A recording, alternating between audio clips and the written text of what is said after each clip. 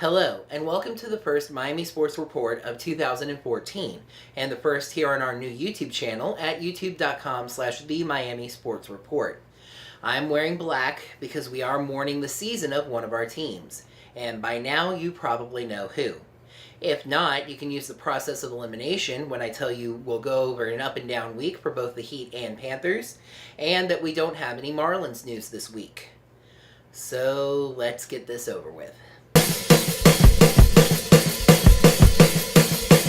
The Miami Dolphins were coming off a disappointing and equally pathetic showing in Buffalo, but still had a great chance at making the playoffs. If they could repeat their victory over the Jets, this time in Miami, and get help from Cincinnati or San Diego, they would be back in the playoffs. And they actually ended up getting both of the helps they needed, as the Bengals defeated the Ravens and the Chargers defeated the Chiefs in overtime. But the Finns were unable to help themselves. The Dolphins eliminated themselves by falling to the Jets 20-7.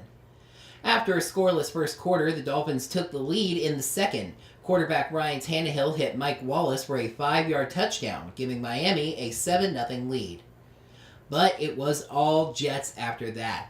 The Jets tied the game on a 1-yard touchdown run by defensive tackle Sheldon Richardson in the second. And in a gut punch score, quarterback Geno Smith ran in a touchdown with 3 seconds left in the second quarter to give the Jets a 14-7 halftime lead.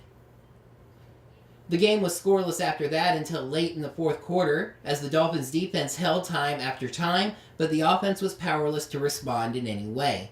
The Jets finally put the game away with 2 field goals by Nick Folk, 35 yards with 4:18 left, and 26 yards with 2:59 left.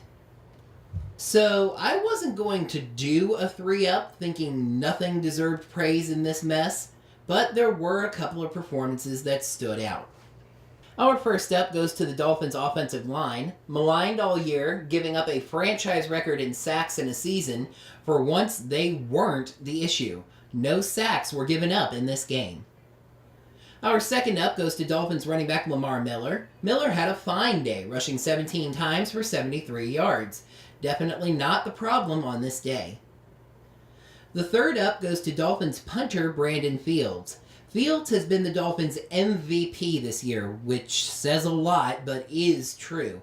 Fields punted 5 times and averaged 48.8 yards per punt. Fields has been rewarded for his strong work this season, being named a Pro Bowler, as well as a member of the second-team All-Pro team. Our first down once again goes to quarterback Ryan Tannehill, who turned in another mediocre performance at the worst possible time. Granted, he was much better than last week, going 20 for 40 with 204 passing yards.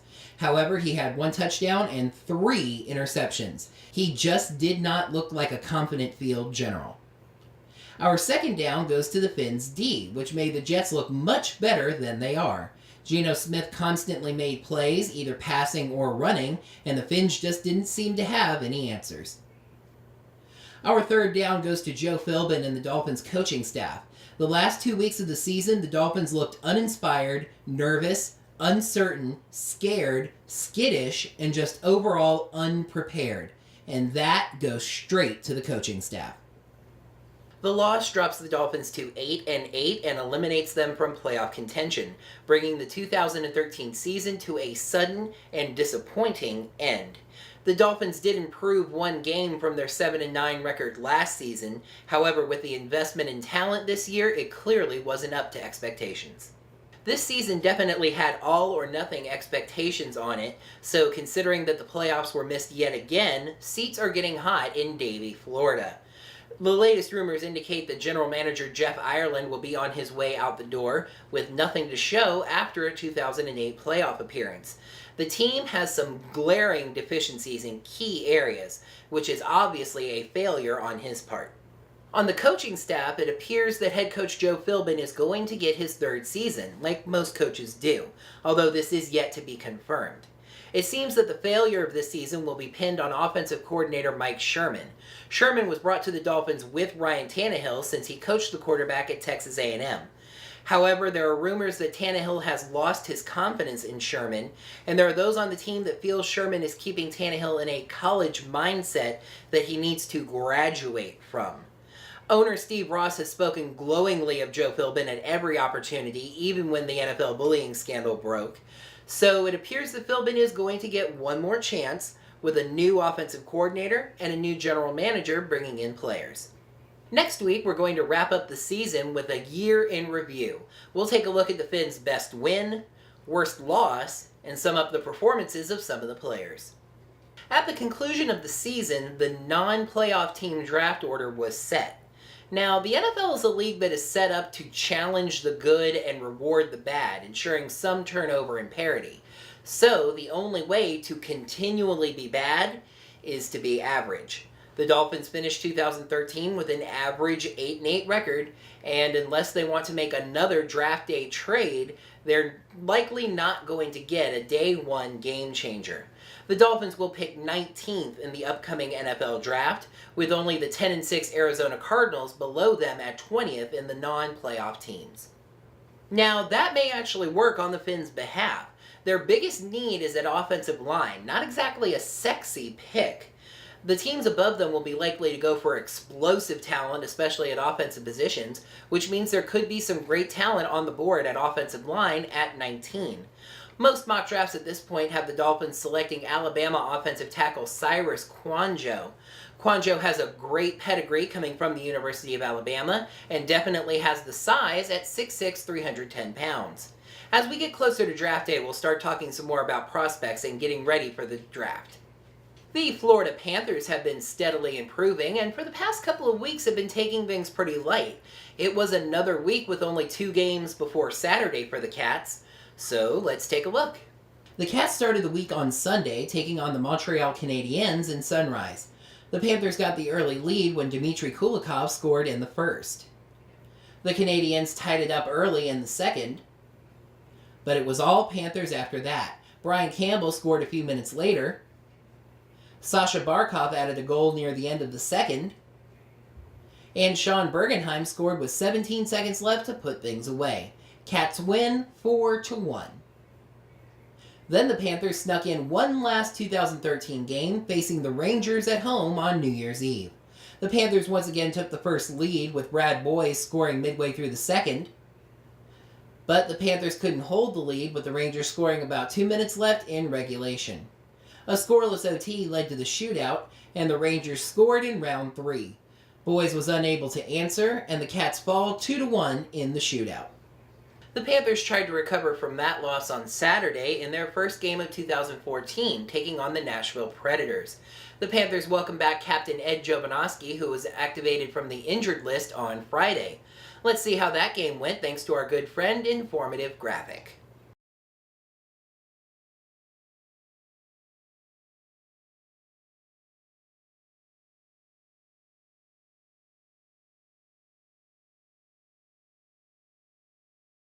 This week holds a 3-game road trip for the Panthers in the East.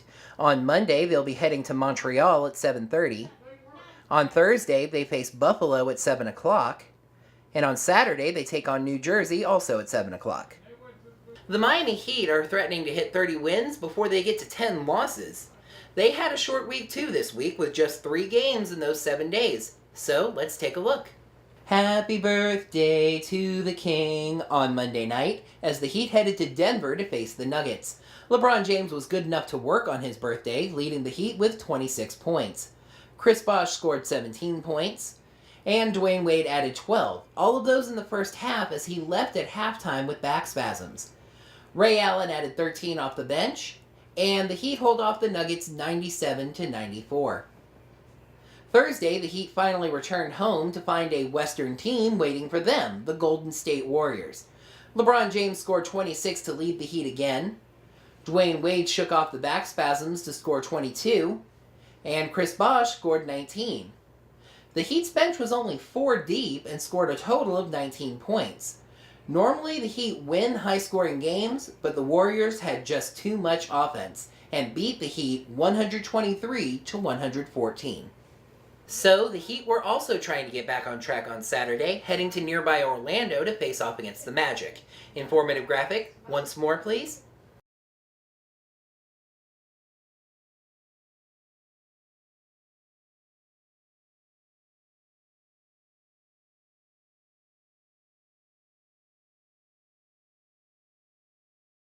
Well, I hope the Heat enjoyed the light schedule because they're right back to being busy. On Sunday, the Heat will face Toronto and Miami at 6 o'clock. On Tuesday, the Pelicans come to town at 7:30. Then the Heat head out for a 6-game Eastern road trip, starting with the Knicks on Thursday and at Brooklyn on Friday. For our featured story tonight, we're going to talk about the national championship game in college football, Florida State versus Auburn. But we're not going to talk about the game itself like we did with the Orange Bowl. We're going to talk about ESPN's coverage of the game.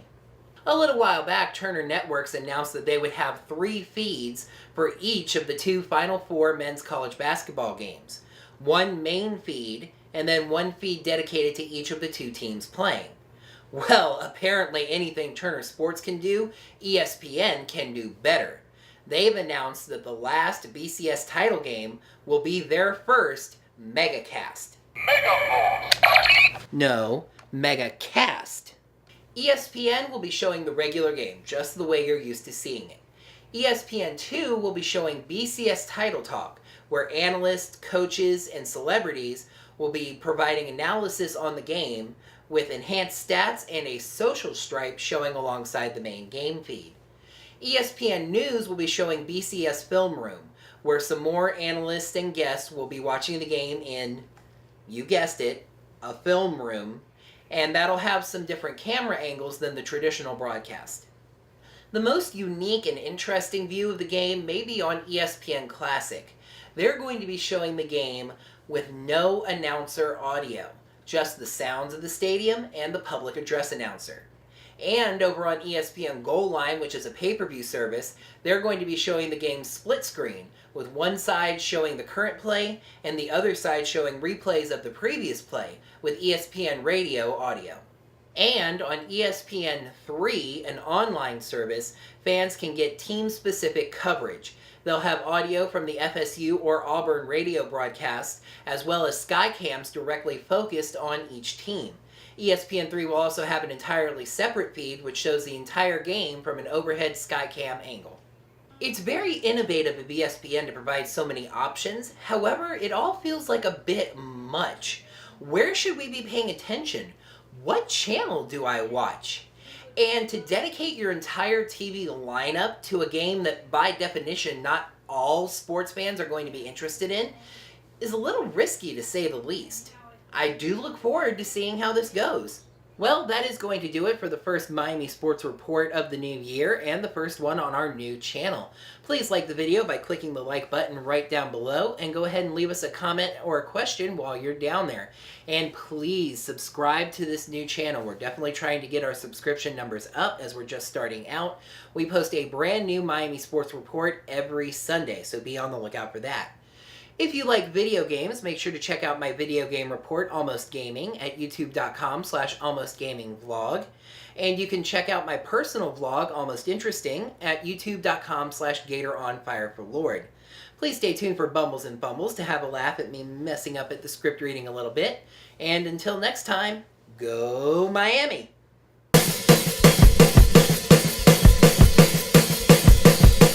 Welcome to the first Miami Sports Report. I'm wearing black because we are mourning the seasons of one of our seasons. So, wait, did I? And get help from Baltimore. Crud. The Miami Dolphins were coming off a disappointing and equally pathetic showing in Buffalo. I keep wanting to call that Baltimore. The Miami Dolphins were coming off a pathetic, although this is yet to be confirmed. It seems that the failure... However... Now, that may actually work in the Fins' behalf. I forgot it already. The Miami Heat are threatening to hit 30 wins before they hit 10 losses. Heading to Orlando... A little while back, Turner Networks announced that they would be where analysts, coaches, and celebrities, and hamburgers, and cats, and minions will come in and make noises at the camera. Where analysts, guests, celebrities, and coaches, just the stadium sound and the public address announcer. With the current play as well as replays of the previous play. With ESPN radio sound. The first on our new will be their very first mega cast. Dag nabbit. I wasn't talking to you.